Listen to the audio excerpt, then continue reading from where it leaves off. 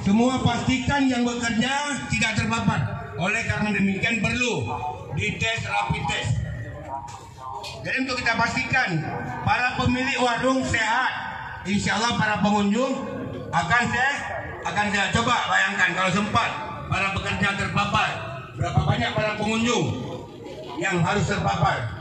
Oleh karena demikian kita pastikan dan kita wajibkan untuk para pekerja wajib tes rapid test untuk mengetahui terpapar tidaknya. Mudah-mudahan insya Allah tidak terpapar dan selanjutnya kita akan aman damai.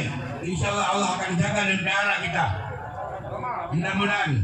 Apalagi malam-malam begini yang perlu kami ingatkan kepada pemilik warung wajib menyediakan tempat cuci tangan.